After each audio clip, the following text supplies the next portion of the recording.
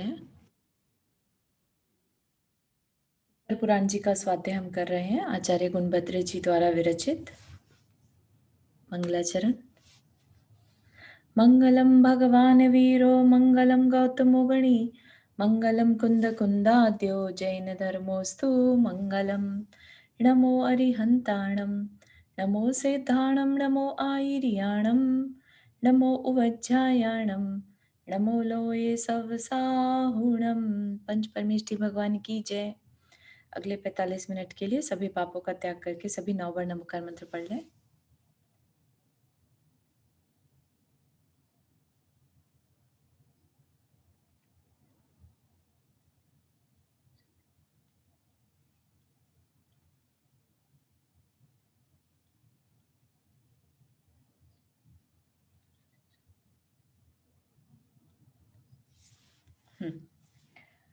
तो हमने देखा था कल की उसमें हाँ, कुछ कह रहे हैं रेखा जी? हाँ, मैं पेज नंबर बता देंगे please. 363। Okay, thank you.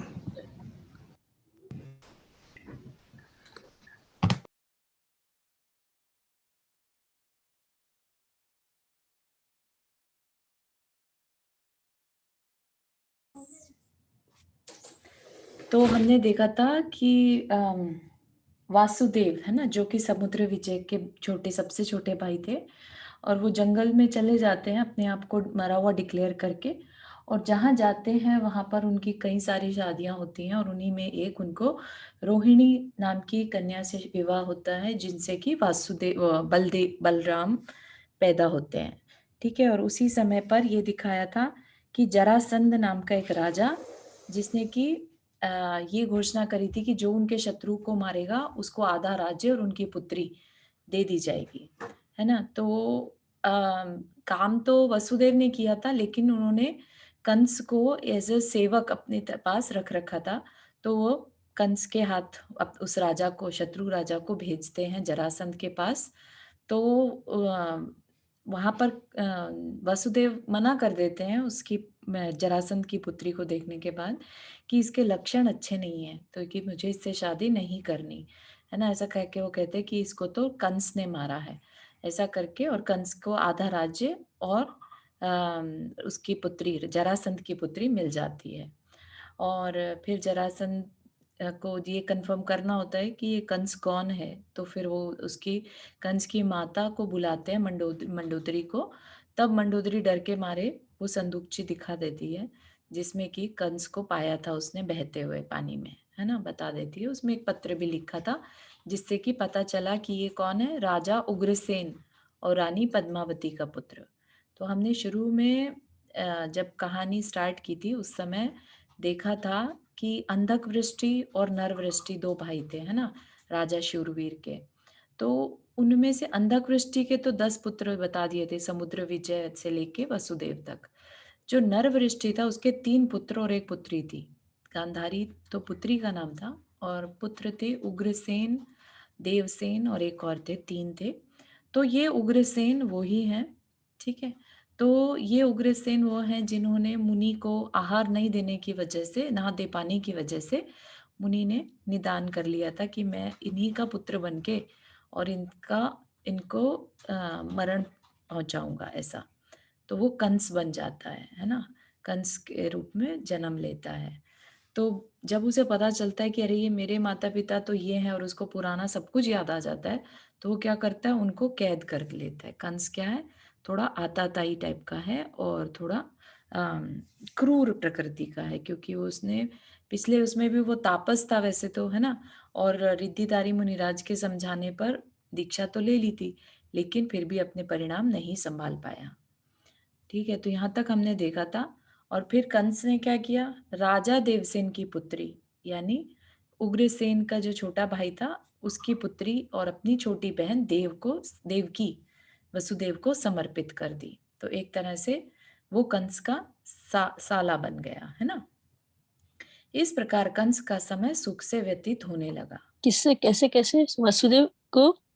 Kans की बहन देवकी से उसका विवाह हो गया, देवसेन की पुत्री से विवाह हो गया। अच्छा। ठीक है। देवसेन मतलब इसका नरवष्टि का बेटा था, तो वही ना? नर हाँ, नरवृष्टि का पुत्र। 3 पुत्र थे, उग्रसेन, हाँ, देवसेन और एक और था जयसेन या कोई ऐसे ही। तो हाँ, इन तीनों में से जो बीच वाला था देवसेन, उसकी हाँ, बेटी तथा अपनी छोटी बहन देवकी समर्पित कर दी। तो छोटी बहन हो सकता है वो उग्रसेन की बेटी हो, है ना? क्योंकि कंस किसका बेटा था? उग्रसेन का।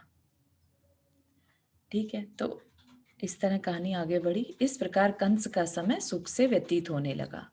किसी दूसरे दिन अति मुक्त मुनि भिक्षा के लिए राजभवन आए। कोई मुनिराज आए जो कि किसी समय में अम, जो समुद्र विजय या समहाउ उनसे रिलेटेड है, अंधक वृष्टि से। तो उस समय उनके पिता की तपस्या करने के लिए जब चले गए तो इन्होंने भी दीक्षा ले ली थी। तो वो वापस आए भिक्षा के लिए, आहार के लिए। उन्हें देखकर हंसी से जीव दशा कौन? जीव, जो जरासंध की पुत्री है ना, जिसका विवाह कंस के साथ हुआ।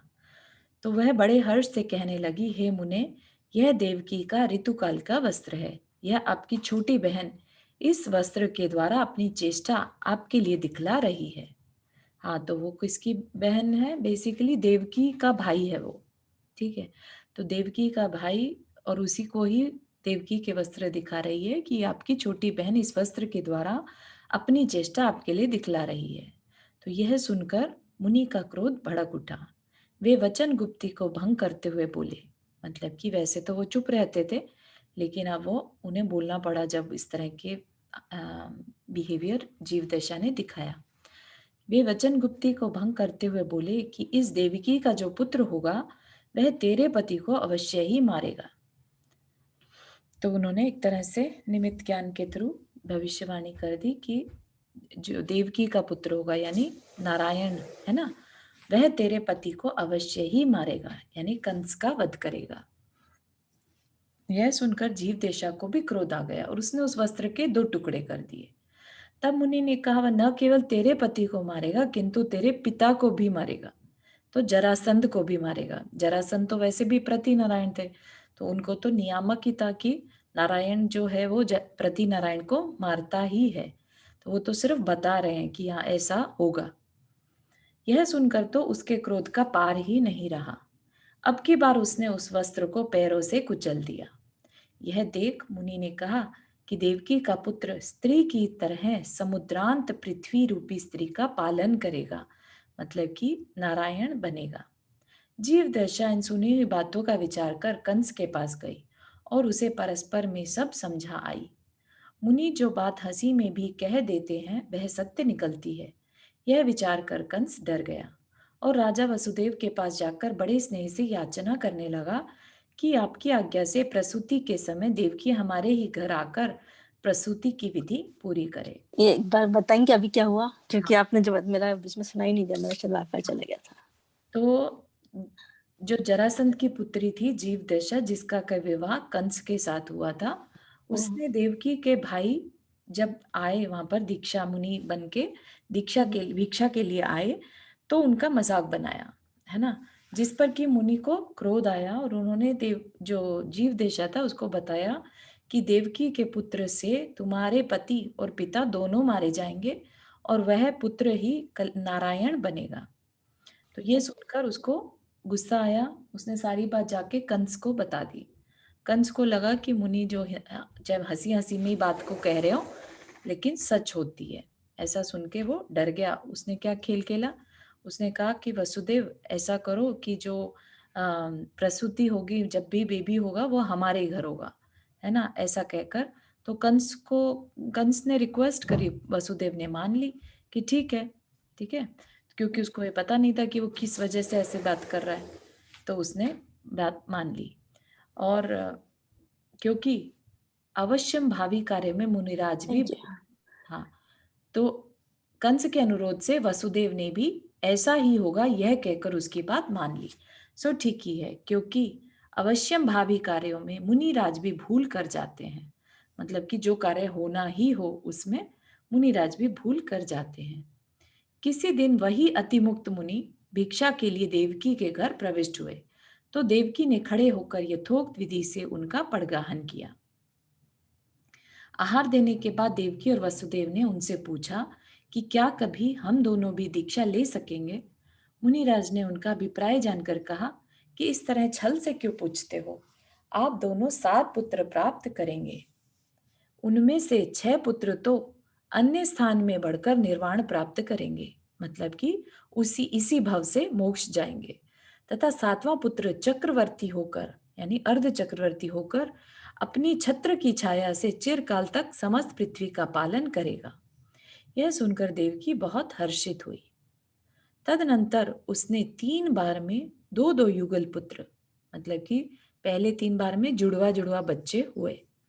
इंद्र को मालूम हुआ कि ये सब पुत्र चरम शरीरी हैं, अतः उसने देवकी के गूढ़ कार्य को जानने वाले नेगमर्प नाम के देव को प्रेरणा की। तो उसको क्योंकि पता था कि कंस जो है इसके पुत्रों को मार सकता है, तो उसने इंद्र ने नेगमर्ष नामक देव को आज्ञा दी। इंद्र के द्वारा प्रेरित हुआ नेगमर्ष देव देवकी के इन पुत्रों को ले जाकर भद्रेलपुर नगर में अलका नाम की वैश्य पुत्री के आगे डालाता था और उसके तत्काल उत्पन्न होकर मरे हुए 3 युगल पुत्रों को देवकी के सामने डाल देता था। ठीक है, तो बच्चों को बदल देता था। कंस ने उन मरे हुए पुत्रों को देखकर विचार किया कि इन निर्जीव पुत्रों से मेरी क्या हानि हो सकती है ना। मुनि असत्यवादी भी तो हो सकते हैं, उसने ऐसा विचार किया, परंतु विचार किया सही, परंतु उसकी शंका नहीं गई। इसलिए वह उन मृत पुत्रों को शिला के ऊपर पछाड़ता रहा, मतलब कि मरे हुओं को भी और निर्ममता से उसने मार दिया। उसके बाद निर्नामक मुनि का जीव महाशुक्र स्वर्ग से च्युत होकर देवकी के गर्भ में आया, 7वां पुत्र उनका, जो कि नारायण बनने वाला है। अब की बार उसने अपने ही घर 7वें महीने में ही पुत्र उत्पन्न किया। सोचा तो था 9वें महीने में, लेकिन जब उसका जन्म होना ही था तो 7वें महीने में ही पुत्र उत्पन्न हो गया। नीति विद्या में निपुण वसुदेव और बलभद्र पद्म ने विचार किया कि कंस को बिना जताए ही इस पुत्र का नंदगोप के घर सुख से पालन पोषण करवाएंगे। ठीक है, तो उन्होंने कंस को पता ही नहीं चलने दिया और दोनों ने क्या डिसीजन ले लिया कि नंदगोपाल के घर सुख से पालन पोषण करवाएंगे, एक गांव में उसको दे देंगे। पिता और भाई ने अपने विचार देवकी को भी बतला दिए। बलभद्र ने उस बालक को उठा लिया और पिता ने उस पर छत्र लगा लिया। उस समय घोर अंधकार था, अतः पुत्र के पुण्य से नगर का देवता विक्रियावश एक बैल का रूप बनाकर उनके आगे हो गया। तो यहाँ पर अपने को बहुत ज्यादा उस तरह का देवों का जो है काफी ज्यादा इस्तेमाल दिखाई देगा। तो क्या हुआ कि नगर का देवता जो था विक्रिया बना के बैल बन के उनके आगे आगे चलने लगा। उस बैल के दोनों पहने सींगों पर दीप्यमान मणियों के दीपक रखे हुए थे, उनसे समस्त अंधकार दूर होता जाता था। गोपुर के किवाड़ बंद थे, परंतु पुत्र के चरणों का स्पर्श होते ही खुल गए। यह देख बंधन में पड़े हुए उग्रसेन ने बड़े शोभ के साथ कहा कि इस समय किवाड़ कौन खोल रहा है, क्योंकि उनको किले के ऊपर ही एक जगह पर बंद करके रख दिया था राजा उग्रसेन और रानी पद्मावती को। तो जब वो दरवाजा खुला तो उसको बड़ा आश्चर्य हुआ कि इस समय रात के समय कौन दरवाजा खोल रहा है।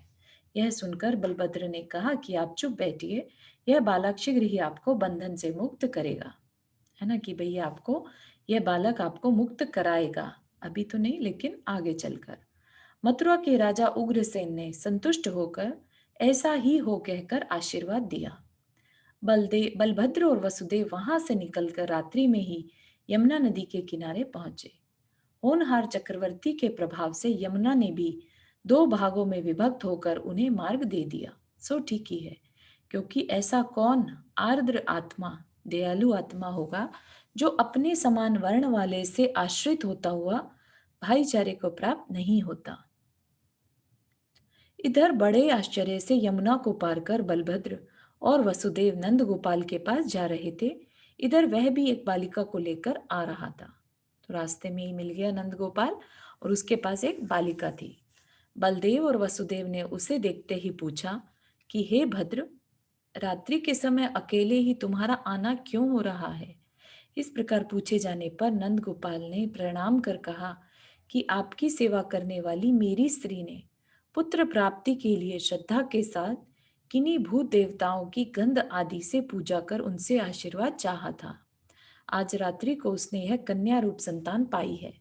कन्या देखकर वह शोक करती हुई मुझसे कहने लगी कि ले जाओ यह कन्या उन्हीं भूत देवताओं को दे आओ, मुझे नहीं चाहिए। सो हे नाथ, मैं यह कन्या उन्हीं भूत देवताओं को देने के लिए जा रहा हूँ। उसकी बात सुनकर बलदेव और वसुदेव ने कहा कि हमारा मनोरथ सिद्ध हो गया, है ना, उनका तो काम बन गया, उन्होंने पुत्र दे दिया और पुत्री ले ली। इस प्रकार संतुष्ट होकर उन्होंने नंद गोप के लिए वह सब समाचार सुना दिए। उसकी लड़की ले ली और अपना पुत्र उसे दे दिया।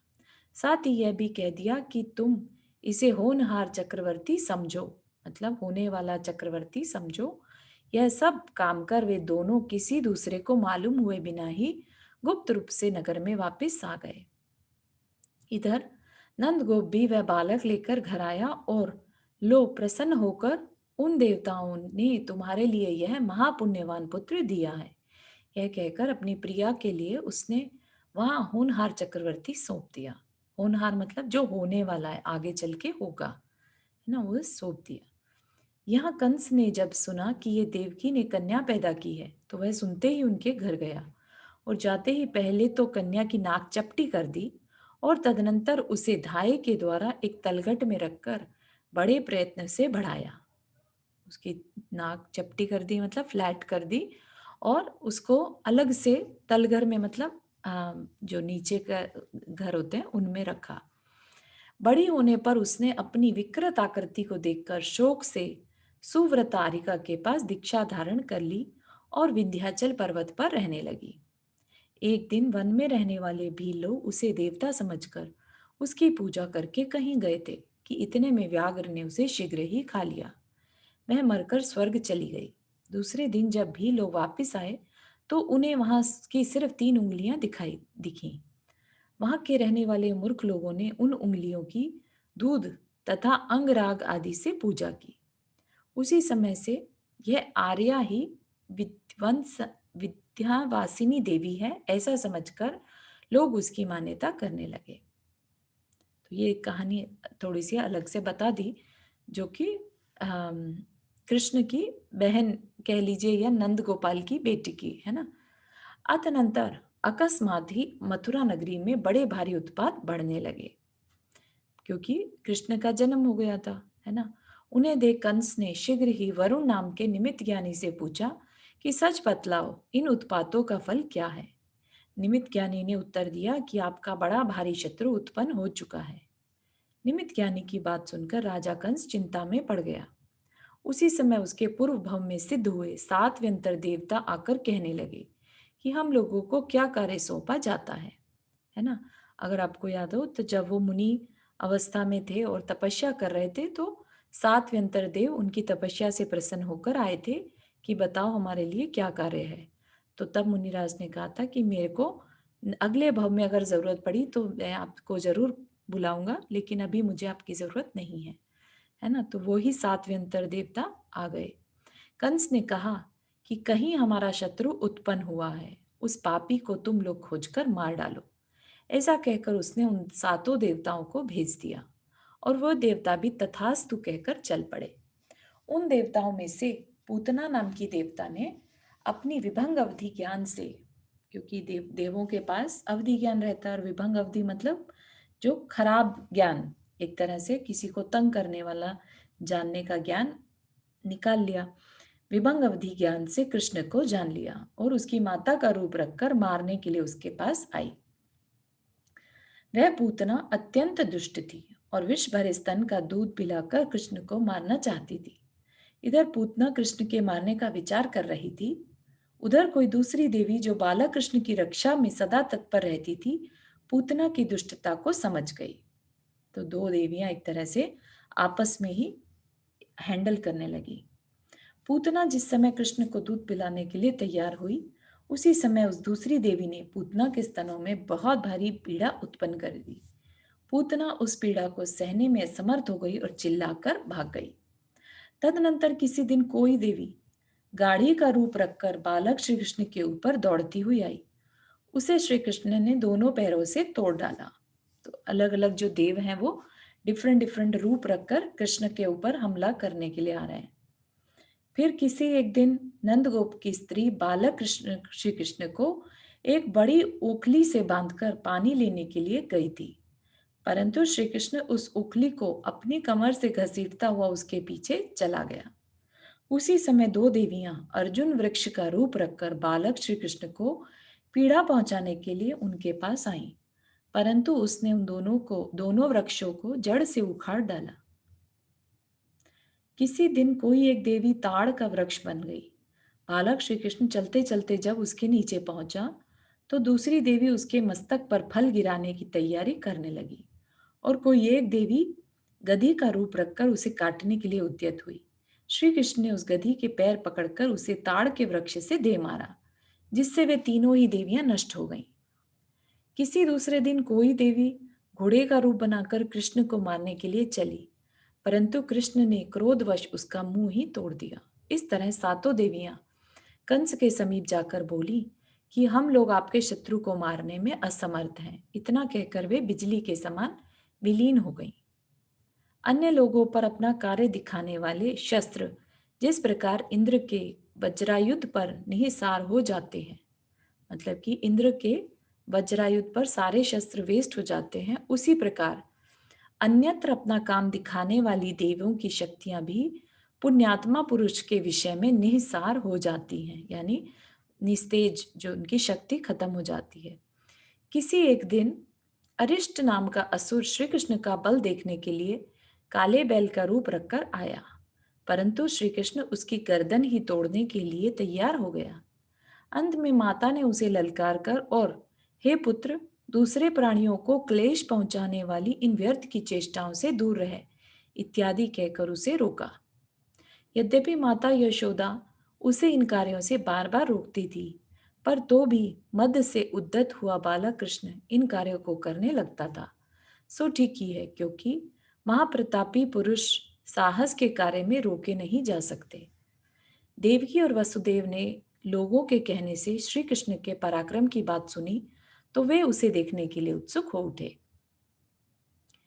निदान एक दिन वे गौमुखी नामक उपवास के बहाने बलभद्र तथा अन्य परिवार के लोगों के साथ वैभव प्रदर्शन करते हुए वज्र के गोधावन में गए। मतलब कि ये बताकर कि भाई हमारा तो उपवास है और हमें वहां जाना जरूरी है, तो वहां पर गए।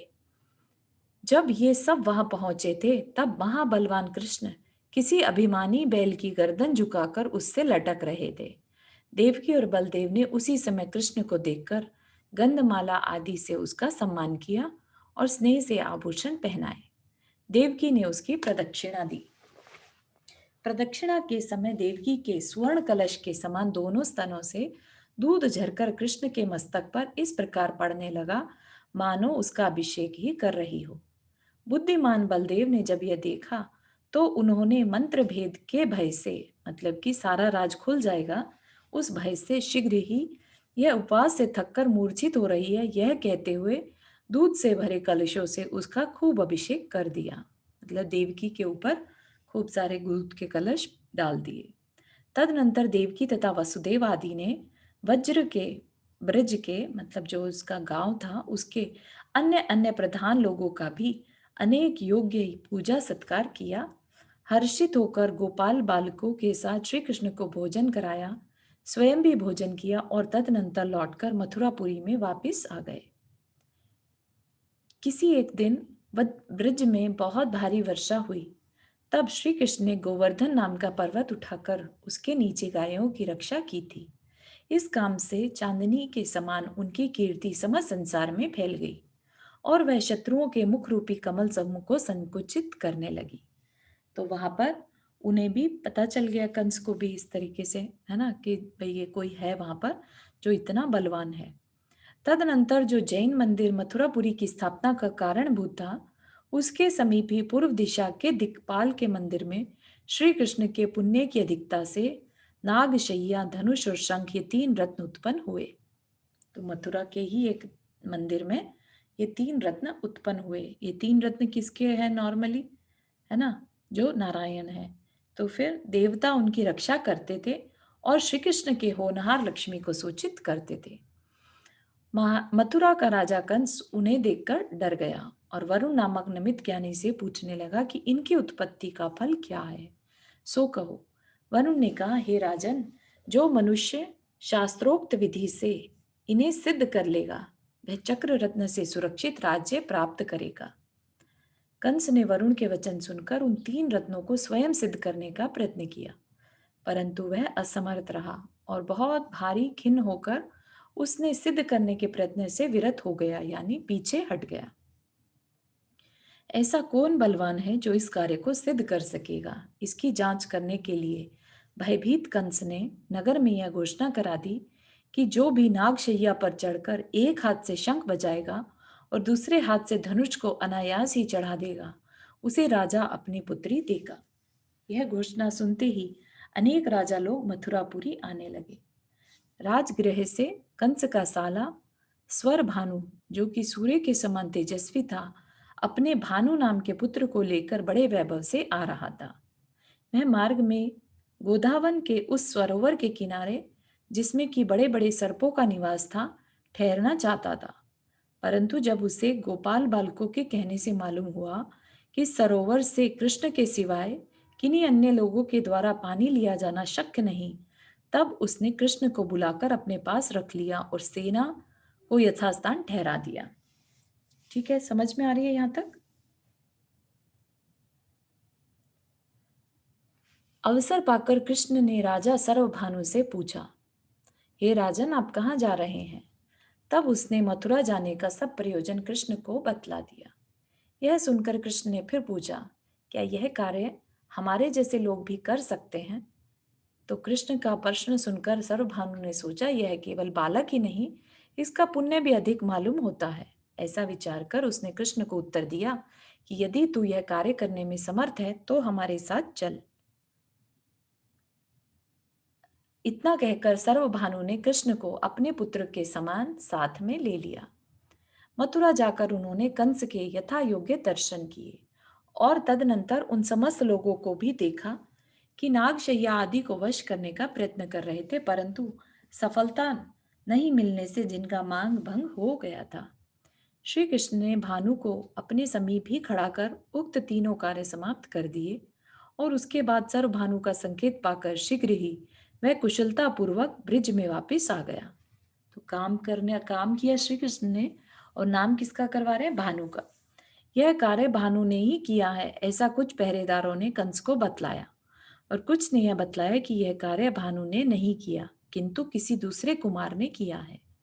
यह सुनकर राजा कंस ने कहा, यदि ऐसा है तो उस अन्य कुमार की खोज की जाए। वह किसका लड़का है, उसका क्या कुल है और कहाँ रहता है, उसके लिए कन्या दी जाएगी। इधर नंदगोप चौकुद को जब अच्छी तरह निश्चय हो गया कि यह कार्य हमारे ही पुत्र के द्वारा हुआ है, तब वह डरकर अपनी गायों के साथ कहीं भाग गया।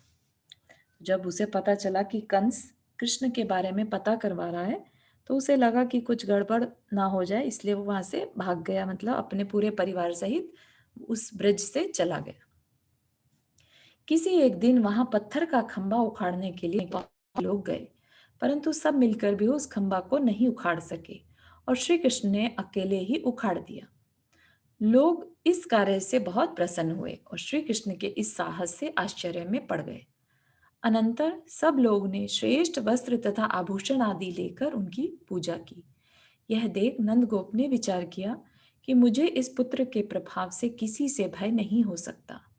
ऐसा विचार कर वह अपने पहले के स्थान पर ब्रिज में वापस आ गया। खोज करने के लिए गए हुए लोगों ने यद्यपि कंस को यह अच्छी तरह बतला दिया था कि जिसने उक्त 3 कार्य किए वह नंदगोप का पुत्र है, तथापि उसे निश्चय नहीं हो सका। इसलिए उसने शत्रु की जांच करने की इच्छा से दूसरे दिन नंदगोप के पास यह खबर भेजी थी कि नागराज जिसकी रक्षा करते हैं वह सहस्त्रदल कमल भेजो। है ना, जिस तालाब में जिसकी अभी बात कर रहे थे कि वहां नाग रहते हैं, तो क्या क्या, क्या रिक्वेस्ट करी कि जिसकी नाग रक्षा करते हैं वैसा सहस्त्र दल वाला कमल हमें चाहिए, उस तालाब में जो कमल है वो चाहिए। राजा की आज्ञा सुनकर नंदगोप शोक से आकुल होकर कहने लगा कि राजा लोग प्रजा की रक्षा करने वाले होते हैं, परंतु खेद है कि वे अब मारने वाले हो गए। इस तरह खिन्न होकर उसने कृष्ण से कहा कि हे प्रिय पुत्र, मेरे लिए राजा की ऐसी आज्ञा है, अतः जा, भयंकर सर्प जिनकी रक्षा करते हैं ऐसे कमल राजा के लिए तू ही ला सकता है। पिता की बात सुनकर कृष्ण ने कहा, इसमें कठिन क्या है, मैं ले आऊंगा। ऐसा कहकर वह शीघ्र ही महासर्पों से युक्त सरोवर की ओर चल पड़ा और बिना किसी शंका के उस सरोवर में घुस गया। यह जानकर यमराज के समान आकार वाला नागराज उठकर उसे निगलने के लिए तैयार हो गया। उस समय वह नागराज क्रोध से दीपित हो रहा था। अपनी श्वासों से उत्पन्न हुई देदीप्यमान अग्नि की ज्वालाओं के कण बिखेर रहा था। चूड़ामणि की प्रभा से देदीप्यमान फणों के आटोप से भयंकर था। देदीप्यमान फणा के आटोप से भयंकर था। उसकी दोनों जिह्वाएं लपलप कर रही थी और चमकीले नेत्रों से उसका देखना बड़ा भयंकर जान पड़ता था। कृष्ण ने भी विचार किया कि इसका यह फणा हमारा वस्त्र धोने के लिए शुद्ध शिला रूप हो, मतलब कि हम इसके फन पर वस्त्र धोएंगे। उसने क्या किया फिर, ऐसा विचार कर वे जल से भीगा हुआ अपना पीतांबर मतलब पीला वस्त्र उसकी फणा पर इस तरह पछाड़ने लगे जिस तरह गरुड़ पक्षी अपना पंखा पछाड़ता है, मतलब कि उस पर बार बार मारने लगे। वज्रपात के समान भारी दुख देने वाले उनके वस्त्र की पछाड़ से वह नागराज भयभीत हो गया और उनके पूर्व पुण्य के उदय से अदृश्य हो गया। तदनंतर श्री कृष्ण ने इच्छानुसार कमल तोड़कर शत्रु के पास पहुंचा दिए। उन्हें देखकर शत्रु ने ऐसा समझा मानो मैंने शत्रु को ही देख लिया हो। इस घटना से राजा कंस को निश्चय हो गया कि हमारा शत्रु नंदगोप के पास ही रहता है। एक दिन उसने नंद गोपाल को संदेश भेजा कि तुम अपने मल्लों के साथ मल्ल युद्ध देखने के लिए आओ। तो उसको नगर में इनवाइट किया। संदेश सुनकर नगर नंदगोप भी श्री कृष्ण आदि मल्लों के साथ मथुरा में प्रविष्ट हुए। नगर में घुसते ही श्री कृष्ण की ओर एक मत्त हाथी दौड़ा। उस हाथी ने अपना बंधन तोड़ दिया था। वह यमराज के समान जान पड़ता था। मद की गंध से खींचे हुए अनेक भौरे उसके गंड स्थल पर लगकर शब्द कर रहे थे। वह विनय रहित किसी राजकुमार के समान निरंकुश था, मतलब कि आउट ऑफ कंट्रोल। निरंकुश मतलब जिस पे कुछ नहीं है, मतलब जिस पे कंट्रोल नहीं है, महावत नहीं था ना कंट्रोल करने के लिए। और अपने दांतों के आघात से उसने बड़े बड़े पक्के मकानों की दीवारें गिरा दी थी। उस भयंकर हाथी को सामने दौड़ता आता देख श्री कृष्ण ने निर्भय होकर उसका एक दांत उखाड़ दिया और दांत से ही उसे खूब पीटा। अंत में वह हाथी भयभीत होकर दूर भाग गया। तदनंतर इस निमित्त से आप लोगों की जीत स्पष्ट ही होगी। स्पष्ट संतुष्ट होकर यह कहते हुए श्री कृष्ण ने साथ के गोपालों को पहले तो खूब उत्साहित किया और फिर कंस की सभा में प्रवेश किया। ठीक है, तो उसने हाथी का डर भी निकाल दिया सबका। तो फिर उसने सभा में प्रवेश किया। कंस का अभिप्राय जानने वाले राजा वसुदेव भी उस समय किसी उपाय से अपनी सेना को तैयार किए हुए वहीं एक स्थान पर बैठे थे। बलदेव ने उठकर अपनी भुजाओं के आस्फालन से ताल ठोककर शब्द किया, मतलब कि आवाज किया। वहीं पर जब वो मल्ल युद्ध के लिए आए कृष्ण, तो उनके आवाज किया और साथ ही साथ क्या कहा, कृष्ण के साथ रंगभूमि के चारों ओर चक्कर लगाया। उसी समय उन्होंने श्री कृष्ण से कह दिया कि यह तुम्हारा कंस को मारने का समय है। इतना कह वे रंगभूमि से बाहर निकल आए, है ना। अदरवाइज तो कृष्ण को कुछ मालूम ही नहीं था। तो उन्होंने मैसेज दे दिया एक तरह से कि यह समय कंस के मरण का है। इसके बाद कंस की आज्ञा से कृष्ण के सेवक, अहंकारी तथा मल्लों का वेश धारण करने वाले अनेक गोपाल बालक अपनी भुजाओं को ठोकते हुए रंगभूमि में उतरे। रंगभूमि बेसिकली अरेना है ना, जहां पर युद्ध होना है, मल्ल युद्ध होना है। उस समय कानों को आनंदित करने वाले बाजों की चंचल ध्वनि हो रही थी और उसी के अनुसार वे सब अपने पैर रखते उठाते थे। ऊंचे उठे हुए अपने दोनों कंधों से वे कुछ गर्विष्ठ हो रहे थे। कभी दाहिनी भ्रकुटी चलाते थे, भ्रकुटी होता है आईब्रो, है ना। कभी दाहिनी भ्रकुटी चलाते थे तो कभी बाएं। बीच बीच में भयंकर गर्जना कर उठते थे। वे कभी आगे जाकर पीछे लौट आते थे और कभी आगे चक्कर लगाते थे, कभी थिरकते हुए चलते थे, कभी उछल पड़ते थे और कभी एक ही स्थान पर निश्चल खड़े रहते थे। इस तरह साफ साफ दिखने वाले अनेक पैंतरों से नेत्रों को अच्छे लगने वाले वे मल रंगभूमि को अलंकृत कर रहे थे। उनके साथ ही रंगभूमि को घेरकर चाणूर आदि कंस के प्रमुख मल भी खड़े हुए थे। तो दोनों तरफ के मल आमने सामने खड़े हो गए। कंस के वे मल अहंकार से भरे हुए थे और ऐसे जान पड़ते थे मानो वीर रस के अवतार ही हों। वीर रस के अवतार मतलब वीर रस से भरे हुए, मतलब बहुत ताकत वाले। उस समय रंगभूमि में खड़े हुए कृष्ण बहुत भले जान पड़ते थे। उनके चित्त का विस्तार अत्यंत उदार था। वे बड़े बड़े वीर पहलवानों में अग्रसर थे, मतलब कि काफी उनका शरीर जो था हष्ट पुष्ट था। उनकी कांति ऐसी दमक रही थी मानो उन्होंने पहले ही प्रतिमल्ल के युद्ध में विजय प्राप्त कर ली हो। उनका पराक्रम रूपी रस उत्तरोत्तर बढ़ रहा था और उन्हें ऐसा उत्साह था कि यदि उस समय मल का रूप धरकर सूर्य भी आकाश से नीचे उतर आए तो उसे भी जीत लूंगा। उस समय उनके वक्ष बहुत कड़े बंधे थे, बाल बंधे थे, दाढ़ी मूछ भी नहीं थी, शरीर स्वभाव से चिकना था। वे गोप मल्लों के साथ अमल्लों की तरह सदा युद्ध का अभ्यास करते और पूर्ण विजय प्राप्त करते थे। मतलब कि गोप मल्लों के साथ अमल्लों की तरह, मतलब जिन मल होते हैं एक तरह से पहलवान टाइप के लोग, है ना, तो वो अमल की तरह उनके साथ युद्ध का अभ्यास करते थे और पूर्ण विजय प्राप्त करते थे और उनके पराक्रम की सब सराहना करते थे। उनके चरणों का रखना स्थिर होता था। उनकी हड्डियों का गठन वज्र के सार के समान सुदृढ़ था। वज्र मतलब होता है हीरा, इतना स्ट्रांग था उनकी हड्डियों का गठन। गठन मतलब जोड़, है ना। उनकी भुजाएं अर्गल के समान लंबी तथा मजबूत थी। उनकी कमर मुट्ठी के समाने के योग्य थी, पतली थी। वक्षस्थल अत्यंत कठोर तथा चौड़ा था। वे बड़े भारी नीलगिरी के समान थे। उनका जो शरीर का रंग था वो श्यामल था, जो होता है सांवले रंग के। उनका शरीर सत्व, रज और तम, इन तीनों गुणों की मानव मूर्ति था। उनका शरीर में 3 गुण, रज तो अपना रक्त ही रहता है ना, तम होता है चमक उनकी, और सत्व उनका शरीर में सत्व या कह लीजिए कि ताकत, है ना, मसल्स कह लें, तो इन तीनों गुणों की मानव मूर्ति था और गर्व के संचार से कोई उनकी ओर आंख उठाकर भी नहीं देख सकता था। उनके चमकीले नेत्र चंचल हो रहे थे। वे बड़ी मजबूत मुट्ठी बांधे थे। उनकी इंद्रियों का समूह पूर्ण परिपक्व था। वे शीघ्र गमन करने में दक्ष थे और वज्र के समान अत्यंत उग्र थे।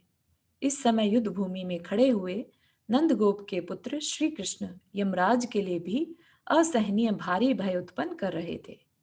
वे श्री कृष्ण ऐसे जान पड़ते थे मानो समस्त शूरवीरता ही रूप धरकर आ गई थी, अथवा समस्त बल आकर इकट्ठा हुआ था, अथवा समस्त बल एकत्रित हो गया था।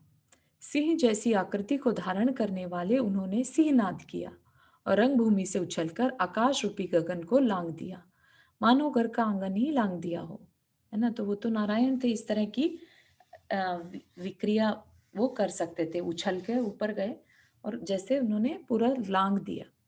फिर आकाश से वज्र की भांति पृथ्वी पर आए। उन्होंने अपने पैर पटकने की चोट से पर्वतों की संधि बंधन को शिथिल कर दिया। वे बराबर गरजने लगे, इधर उधर दौड़ने लगे और सिंदूर से रंगी अपनी दोनों भुजाओं को चलाने लगे। उस समय वे अत्यंत कुपित थे। उनकी कमर के दोनों ओर पीत वस्त्र बंधा हुआ था। जिस प्रकार सिंह हाथी को मारकर सुशोभित होता है, उसी प्रकार वे बाहु युद्ध में कुशल, मल युद्ध जो होता है वो हाथ से ही होता है ना, मल युद्ध, तो बाहु युद्ध में कुशल, अतिशय दुष्ट और पहाड़ के शिखर के समान ऊंचे प्रतिद्वंदी चाणूर मल को सहसा मारकर सुशोभित हो रहे थे। उन्होंने उसमें सबसे जो उनका मजबूत मल था उसको मार दिया। यह देखकर खून के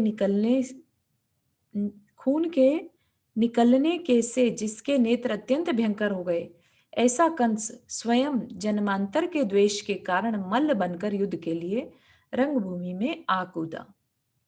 श्री कृष्ण ने हाथ से उसके पैर पकड़कर छोटे से पक्षी की तरह पहले तो उसे आकाश में घुमाया और फिर यमराज के पास भेजने के लिए जमीन पर पछाड़ दिया।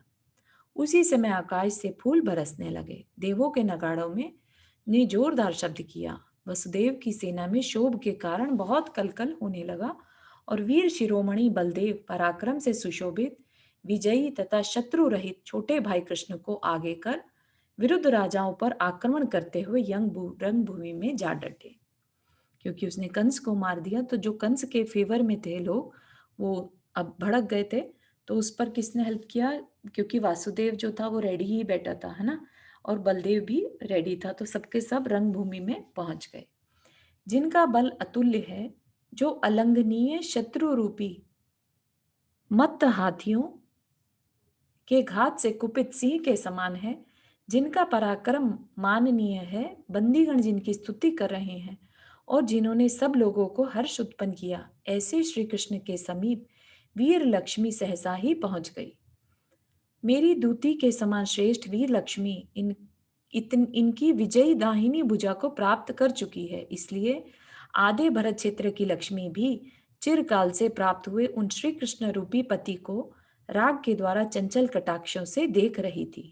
मतलब कि अभी हुए तो नहीं थे, लेकिन होने वाले हैं, है ना, आधे भरत क्षेत्र के वो स्वामी होने वाले हैं। तो यहाँ पर अभी क्या हुआ? सिर्फ श्री कृष्ण के विजय का वर्णन हुआ, उन्होंने कंस को मारा। अभी किसका मरण बाकी है? जरासंध का, है ना, जरासंध जो कि प्रति नारायण है, तो वो आगे चल के होगा। ठीक है ना, तो आई थिंक यहीं तक रखते हैं, नया चैप्टर नहीं शुरू करते क्योंकि अभी बीच में थोड़ा गैप आ गया।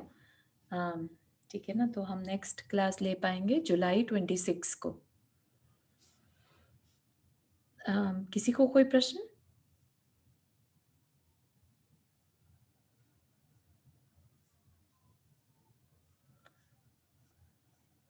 374 अभी हमारा ज्यादा नहीं रहा है, थोड़ा ही बचा है। हाँ, रुक्मणी आंटी आपने हाथ रेज किया। हाँ चारू, मुझे एक ये बात थी, जैसे वसुदेव जो थे वो, अब ये कंस जो था, वसुदेव तो उनका दामाद था जो जिसने इसको कंस को सब कुछ बनाया। हाँ। ठीक है ना, तो फिर भी वो वसुदेव और उसको तंग कर रहा था। हाँ, क्योंकि निमित्त ज्ञानी ने ये बता दिया था ना कि याद है आपको कि वो मुनि पत्नी ने, उनकी पत्नी ने, जीवदशा ने जब राज को तंग किया, राइट, तो उन्होंने बता दिया कि देवकी के पुत्र से तुम्हारा पति और पिता मरेगा, है ना। ठीक है, वो जानने के बाद वो डर गया था। अच्छा, तो मतलब उसने फिर उसका भी लिहाज में रखा कि हाँ, उसी ने कि सब मेरा कुछ ही बनाया। बहन है और मेरे ही जमाई है ना। बिल्कुल। तो वो एक तरह से अपना यहाँ पर ये देखने का है ना कि किस तरह से मनुष्य भय के मारे क्या क्या गलत काम नहीं कर देता, वही है ना, और स्वार्थ हो जहाँ पर अपने से प्रेम हो, सिर्फ अपने ही बारे में सोच रहा हो। और एक बहुत बड़ी बात है कि कंस कैसे तो उसका सेवक था और तुरंत बेगा से शादी करके वो एक तरह से वसुदेव के ऊपर हो गया था। वही हाँ, मतलब देखा जाए तो दोनों ही राजा के पुत्र थे, है ना। एक राजा उग्रसेन का पुत्र था, ये तो है। और एक नहीं, लेकिन वो दामाद जरासंध का था ना। हाँ, तो उसकी पावर पर वो पुत्र तो उसका ही था ना, राजा का। ठीक है। हाँ, तो दोनों ही बराबर लेवल के ही थे। हालांकि वो रह भले ही सेवक की तरह से रहा था पहले, लेकिन जब पता चला, वही बात है ना कि जब अपने बारे में पता चल जाए कि तुम राजा के पुत्र हो, तो एक एटीट्यूड अलग ही आ जाता है ना। तो ये एक बहुत बड़ा एग्जाम्पल है, एक्चुअली अपने शास्त्र में भी मिलता है कि जब हमें अपनी आत्मा का सच्चा स्वरूप पता चल जाता है तो हमारा भी एटीट्यूड बदल जाता है जीवन को देखने का।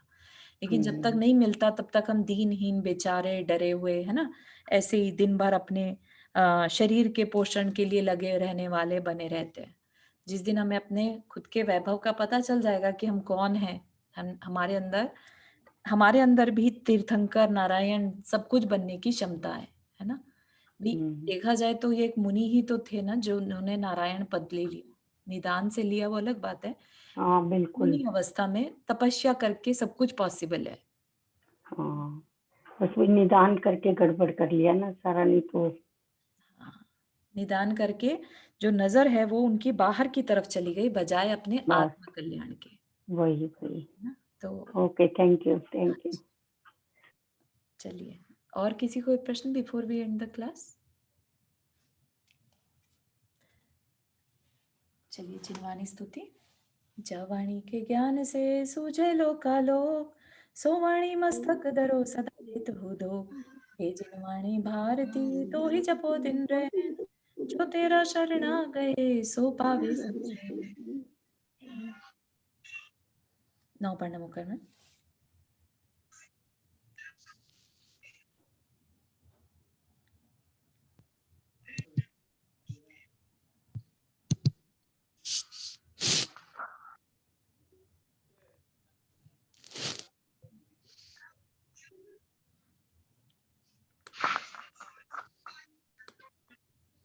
चलिए, सभी को जय जिनेन्द्र। सभी को जय जिनेन्द्र। जय जिनेन्द्र। जय Carol, Jinendra. can you send this recording? हाँ, अभी आज ही आप आज तक के जो भी होंगे तो आप भेज दीजिएगा। बिल्कुल बिल्कुल। थैंक यू सो मच, और आप एंजॉय कीजिएगा विपश्यना में। हाँ जी। जय जिनेन्द्र आचार्य। जय जिनेन्द्र। जय जिनेन्द्र सभी को। जय जिनेन्द्र। सभी को जय जिनेन्द्र।